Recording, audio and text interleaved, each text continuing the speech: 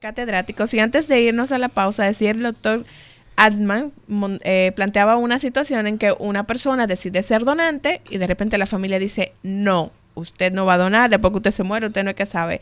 ¿Cómo se resuelve esa situación, doctor? Esa situación es bastante complicada, pero se le aconsejó de hacer un acta notarial, pero yo no sé cómo desde el punto de vista legal eso podría influir sobre este proceso. Carmen, habría que ya consultarnos con los juristas. Mire, muy importante, y bueno, esos son temas espinosos que pueden salir, pero lo importante siempre es que hay que ver la donación como un gesto de amor, un gesto altruista, y si la familia no quiere, lamentablemente cuando uno fallece, ya desde el punto de vista jurídico, es la familia que va a tomar la decisión. Por eso, como lo comentaba muy bien, yo siempre digo, Dios no quiere que nos pase nada, pero comentarlo en la mesa. Mira, si algún día me pasa algo, a mí me gustaría donar, porque generalmente se produce o se cumple ese deseo, esa voluntad, ¿no? Cuando se llega ese momento. Yo quería hacer un comentario que lo empezó el doctor muy bien. Miren, para ser un donante cadavérico, ¿cómo se logra? El paciente, como comentaba el doctor, tiene que llegar a un hospital vivo. No puede morir en un accidente, no puede morir en una finca de un millonario, no puede estar en una piscina llena de hielo y despertarse con un solo riñón. Eso son fábulas. Porque el paciente tiene que llegar vivo al hospital y tiene que ingresar a cuidado intensivo y hay que intubarlo y darle ventilación mecánica. Porque en el momento que se muere el paciente, porque para ser donante cadavérico el paciente se murió diagnosticado de muerte, esos órganos hay que mantenerlos oxigenados porque si no se dañan, porque esos órganos ya se murieron. Es que se dañan los órganos. Bien. Entonces, en ese momento, obviamente, el intensivista que conoce a la familia, porque le está reportando en intensivo generalmente la visita cada dos veces al día, media hora, ese intensivista sabe quién es el jefe de familia. Ese intensivista sabe que ese paciente vino grave y sabe por unos criterios clínicos que su posibilidad de muerte es alta. Él va a luchar por salvarle la vida, pero lamentablemente el paciente llegó 18 años, traumatismo craneoencefálico, llegó grave, está entubado y lamentablemente muere al 5º día. Pero ese médico le hizo pruebas para ver que sus órganos funcionen, ese médico le hizo pruebas para ver que no tenga cáncer, ese médico le hizo pruebas para ver que no tenga ninguna enfermedad que se la pueda transmitir al donante, al receptor, perdón. Y en ese momento que ese paciente muere, fíjense qué momento, ese paciente murió y ese intensivista sabe que murió, ya está diagnosticado de muerte, pero está con un ventilador y le está manteniendo los órganos perfundidos, va a hablar con la familia y le va a informar que su ser amado ha muerto. Fíjense qué momento. Y esa familia cae en un estado de conmoción. Él no le va a hablar de donación porque esa familia está en un estado de conmoción. Pero los órganos tienen un tiempo para ponerse. Ese médico especialista, coordinador de trasplante, que generalmente son intensivistas, sabe que el riñón hay que ponerlo antes de 24 horas, el hígado antes de 9 horas, el corazón antes de 5 horas, el páncreas antes de 6 horas. Está contra el tiempo. Entonces, ese médico que le ha dado esa información y que ese niño de 18 años que habíamos dicho que vino por un accidente, traumatismo craneoencefálico y se murió a los 5 días, le va a decir, se va a acercar a la media hora y le va a decir, mire, lo sentimos mucho, hicimos todo lo humanamente posible, fuerza, pero ustedes han escuchado hablar de la donación. Y entonces, que era la mamá, la jefa de familia, porque el muchacho era muy joven, todavía no estaba casado. La mamá dice, no quiero saber de eso. Se acabó la donación. Porque es un gesto de amor. Ahora, es muy importante decirlo en la familia, porque en ese momento viene el hermanito atrás y le dice, mami, pero él dijo que quería ser donante. Y entonces se produce el milagro. Por eso es muy importante decirlo. Porque claro, en un momento uno puede estar enojado. Tú sabes, primero viene la negación, ¿no? Y de eso la importancia. Y vuelvo y digo, donar es el gesto más maravilloso. Y bueno, tenemos una invitada aquí que ya hablará para ver cómo le cambia la vida. Doctor, yo cuando lo trasplanto me dice, doctor, he vuelto a nacer. Sí, justo ahora, bueno, el doctor Montero tiene una pregunta, pero luego de su pregunta queremos escuchar el testimonio de Zuleika. Insistir con Bengoa en función de ese protocolo que él acaba describir ahora sí, de lo que ocurre en cuidado intensivo. Esa situación que te acabo de describir debe de producirse en esos 27 centros que señaló Alexander, que están preparados para recibir órganos de donación. No, generar. En general. Generar donantes. General donante. Generar. Ese protocolo, o sea, nuestros intensivos, ¿en cuántos establecimientos? O en esos 27 que señaló Alexander, ¿hay un coordinador de trasplante para recibir órganos? Yo creo que eso para lo procurar. Para procurar. Eso lo puede Sí. responder Harmas, eso porque Están Sí, claro. preparados. En Corte tiene un equipo de coordinación a nivel nacional, lo que se llama la red de coordinación, red regional. Tenemos coordinadores regionales en Santiago, en La Vega, en San Francisco y en Higüey. Okay. Eso, regionales. Y existen ya por debajo coordinadores hospitalarios. Es una red. Y encima de todo está el INCORT, por supuesto. Todos los coordinadores con maestría hecha en España, en coordinación. Muy bien. Doctor Lafontaine. Mira, hasta ahora yo veo que el escollo principal es la cultura. ¿De acuerdo? Entonces yo me pregunto, ¿hasta dónde han hecho ustedes? Cuando digo ustedes, no el INCOR, estoy hablando, o sea, de todo el Estado, ¿verdad? De todo el sistema de salud, un abordaje interdisciplinario de la misma por una razón. La cultura no está inscrita en piedra. La cultura de los pueblos evoluciona. Ahora, evolucionen con las estrategias apropiadas, abordándola desde la perspectiva de sus especialidades. Es poco lo que se va a avanzar porque ustedes no son especialistas en eso, es imposible. Ahora, lo pregunto porque yo estaba viendo este elemento, ¿verdad? Este folletito dice, mitos, leyendas y realidades en la donación y trasplante de órganos y tejidos. Voy a la primera. Se corre el riesgo de que ante una condición crítica de un paciente que haya manifestado su intención de ser donante, los médicos no hagan todo lo posible para salvarle la vida. Es interesante desmitificar eso. O sea, ¿qué es lo que yo quiero decir? Que elementos como este, vamos a seguir viendo algunos, con las estrategias apropiadas. Aquí tenemos a Montero, que es epidemiólogo, no para finales del año 2023, pero en un periodo X, interrogantes como esta se le pueden responder a la población. O sea, ¿qué me dicen ustedes? Miren, implementación del programa de donación cadavérica en el país. Es cierto que van a dejar a morir para conseguir los órganos, si siguen siendo. Por esta razón no podemos aplicar la ley, la presunción de la donación. Si yo llevo un paciente según la ley, extraigo los órganos, se arma un escándalo. Sí. ¿Qué familia va a reclamar? Dejaron a morir a propósito para vender los órganos. Hay experiencia. Exactamente, pero lo que pasa es, como para epidemiólogos sería muy interesante, lo que pasa es que identificación de posibles donantes empieza en los pacientes que caen en coma superficial, pero tienen una patología en la cabeza que puede llevarlo a la muerte encefálica. Empieza entonces evaluación de estos potenciales donantes. Entonces, eso llevó a la disminución de la mortalidad en las unidades de cuidados intensivos, porque estos pacientes reciben mejor atención. Claro, porque hay que cuidar esos órganos también, en caso de también.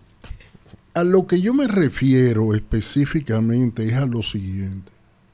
Antes de caer en la unidad de cuidados intensivos, ese paciente, ese familiar, esa sociedad tiene un concepto, ¿verdad? Tiene una formación cultural que va a facilitar el hecho de la toma de decisión una vez caiga en la unidad de cuidado intensivo. Eso es previo a. Entonces la pregunta es, ¿han hecho ustedes el abordaje interdisciplinario adecuado para poder penetrar esa barrera cultural? Por supuesto, es una de las tareas importantísimas y grandes de la institución. Promoción, difusión, concienciación. Eso es lo que se llaman las actividades. Como habló doctor Bengoa, ahí están los colegios donde se dan las charlas. Están las comunidades donde están las charlas, que se llama Camino a la Donación. Ahí están las universidades, ahí están las iglesias. Están centros sanitarios, porque también hay que capacitar y preparar al personal sanitario. El que no tiene conocimiento lo bloquea. Tenemos que buscar los aliados por donde quiera. Pero, miren, se trata de un elemento cultural de una sociedad. Para poder implementar este elemento cultural, por lo menos de manera pasiva o activa, debe pasar por lo menos una generación. Y esos son 25 o 30 años.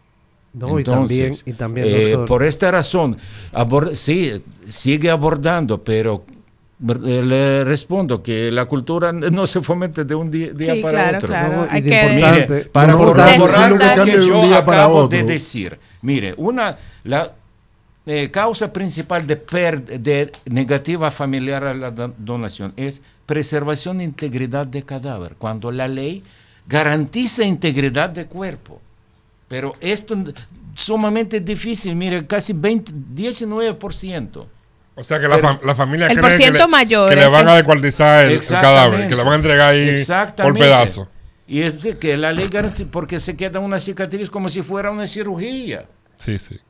Es falta de información. Yo creo que sí. Y dicen que el cuerpo debe irse de este mundo como llegó, íntegro. Doctor, Sí, un sí. comentario. Es que también, para crear la cultura y promover, como estamos comentando, eso tiene un costo. Y ese costo, el INCOR hace maravillas con su presupuesto, que le puedo decir que corresponde a lo que costaría un trasplante de hígado en Estados Unidos. Ese es el presupuesto entero del INCOR, para no decir números. Entonces, eso es un tema. Malabares. Claro, Tienen eso que es un hacer tema malabares. de Estado. Es un tema de Estado, es a lo que me refiero. ¿Y cuánto invierte el gobierno dominicano en promoverse? ¿Cuánto invierte el gobierno dominicano en promoverse? Podría utilizar parte de esos recursos en promover esa cultura de donación. Mire. Porque cuando en el 98, cuando se formuló la ley, que se comenzaron a hacer los primeros procesos, salieron unos escándalos en el antiguo hospital Aibal de que estaban matando gente para robarle la córnea. Sí. Entonces nosotros tenemos una sociedad que es extremadamente prejuiciosa. Y entonces para romper esos prejuicios que tiene la sociedad, eso tiene que trabajarse posiblemente desde la esfera de la sociología. Entonces el INCOR no es suficiente para cambiar la cultura. Y además estamos viendo que lo que tiene son 3 pesos de presupuesto. Entonces olvidemos de trasplantes en República Dominicana. O sea que estamos dejando morir más de 2,000 gente al año por un tema falta de una decisión política de que hay que invertir en ese tema. Así es. Gran aporte hacen medios de comunicación, o ellos Y juegan encima, un papel importantísimo en el fomento de esta cultura en la sociedad. Y estamos muy desarrollo. agradecidos por esto, y nunca rechazamos una invitación a un programa de radio, de televisión, una entrevista, lo que sea, porque hay que trabajar, como dice Roberto, hay que abordar lo inabordable. Y Y justamente, convencer a los políticos para que en el Congreso le pongamos presupuesto al INCOR. sí, justamente Ok. tiene el Instituto Nacional de Coordinación de Trasplante, INCOR, tiene una campaña, se llama El sí más importante de la vida, y la intención es esa, que la gente comience a hacer conciencia sobre la importancia de seguir aumentando la educación en los temas de esta cultura de trasplante de órganos. Y tenemos hoy un testimonio, está con nosotros la doctora Zuleika Pérez, ella es una paciente trasplantada de páncreas. Veo aquí en unas estadísticas que nos entregaron que desde el 2017 solo se han realizado 2 trasplantes de páncreas y uno es tuyo. ¡Wow! Qué felicidad saber que has contado con esa dicha y que has tenido una segunda oportunidad. Cuéntanos cómo fue todo ese proceso desde el momento en que tú te enteraste que necesitaba ser trasplantada y todo el proceso que agotaste hasta recibir este trasplante, que de acuerdo a lo que comentaban, tienes trasplante de páncreas y trasplante renal también. Sí. Cuéntanos. Bueno, el trasplante en sí mejoró significativamente mi calidad de vida. Y no solo eso, me devolvió las esperanzas en el futuro. Porque desde el momento en el que yo me enteré que necesitaba diálisis, todo el proceso de colocarme un catéter de emergencia, yo pensé, me voy a morir. Yo solo tenía 27 años. Wow, y jovencita. ser paciente de diálisis no es fácil. Eso es un tratamiento que se le da ya cuando uno está en etapa terminal. Y lleva tiempo, son 4 horas, 3 veces a la semana. Y a veces uno sale bien, pero a veces uno sale como sin ánimos. Y a medida que va pasando el tiempo en el proceso, uno va empeorando, vienen complicaciones. En mi caso me ingresaban muchísimo y se me sumaron más cosas. Y es inevitable uno pensar, me voy a morir en esto. Tuve que dejar la universidad y dejar de hacer muchas actividades cotidianas. Entonces, eres trasplantada de riñón y de páncreas. Y de páncreas. ¿Cuál de tus 2 órganos comenzó a fallar primero? Identificaron, bueno, mira, necesitas este trasplante. ¿O se dio ese fallo de manera simultánea en ambos órganos? En mi caso, yo soy diabética desde los 10 años. Ok. Diabética tipo 1. Ok. Entonces, la misma diabetes Dañó tus con riñones. el tiempo dañó mis riñones. Claro. Incluso yo fui una paciente difícil. Yo le agradezco mucho a la doctora Ana Carolina de la Cruz. Esa señora fue mi madre en ese momento. Me habló como una madre, no como una doctora. Porque a veces, por no tener conocimiento de medicina, Sí. se vuelve un paciente más difícil. Para mí, seguir el tratamiento, a veces yo no iba a diálisis porque me sentía bien. Pero no es fácil, uno ni siquiera puede tomarse una cantidad de agua que uno quiera. El agua es medida, uno no puede comer lo que uno quiere. Es muy difícil. Zuleika, ¿y cómo ocurrió el milagro de conseguir donante? Bueno, yo me duré alrededor de 8 meses preparándome para entrar a la lista de espera. A mí, lo mío fue un milagro. ¿Milagro? Eso no es... Sí, claro. Por eso te Tenemos pregunté, un milagro ¿cuál fue el sentado milagro? hoy ¿Dónde aquí en estuvo el cabina. milagro? Yo me trasplanté en la Plaza de la Salud. Esperar esa llamada, uno no se despega del teléfono. Y yo recibí la llamada, estaba acostada, me llamó mi doctora. Y ella me preguntó, ¿qué tú estás haciendo? Le digo, aquí acostada, como que se me bajó la presión. Y me dice ella, tómatela. Yo tenía mi aparato. Pero ella no me dice lo que está sucediendo. Y me dice, tómate algo caliente y te llamo en 5 minutos. Y cuando ella vuelve y me llama, me dice, mira, siéntate. Me dice, mira, tenemos un cadáver que puede ser compatible contigo. Yo necesito que tú llegues lo más pronto posible. Yo me puse nerviosa, no sabía qué hacer. Te fuiste en un dron, seguro. Y de ese mismo paciente extrajeron Sí, los 2 órganos que ambos necesitabas. órganos. Y no fui la única trasplantada. Trasplantaron más personas de ese mismo cadáver. Wow, de verdad que una historia que es importante que podamos Una compartir. generosidad de la familia que donó todos los órganos. Claro. 2 riñones, páncreas e hígado. Entonces se beneficiaron 4 pacientes de la misma donación. Bueno. ¿Y ahora no eres diabética? El páncreas empezó a funcionar en la misma cirugía. Yo entré con 330 de glicemia y salí con 120. Wow. Eso fue algo único.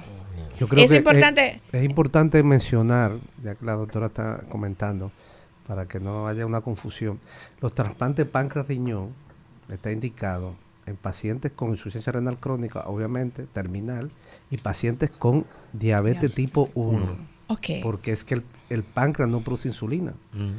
Porque entonces le vamos a trasplantar el páncreas y ese páncreas va a empezar a producir insulina y se acabaría la diabetes. Sí. Tiene sus criterios, no todo el mundo diabético hay que trasplantarlo de páncreas, porque si tú te controlas bien, o sea, si tienes un control metabólico con su insulina y su tratamiento, pues no hay ningún problema. Ahora, hay ciertos diabéticos que la diabetes es muy agresiva, hipoglucemia, hiperglicemia, neuropatía, nefropatía, que es afectación de riñón, retinopatía, se van quedando ciegos. Entonces, la única forma es trasplantado de páncreas, que frena la evolución. No mejora, pero frena. Y encima lo trasplanta, entonces ella, por esa terapia, fíjense, ya no se dializa y ya no tiene que, su control glucémico y metabólico se ha mejorado. Por eso la importancia de seguir hablando sobre estos temas para que la gente pueda seguir educándose. Vamos a hacer una breve pausa y a la vuelta continuamos con este programa este lunes de Catedráticos, hoy aquí en Cátedra Médica.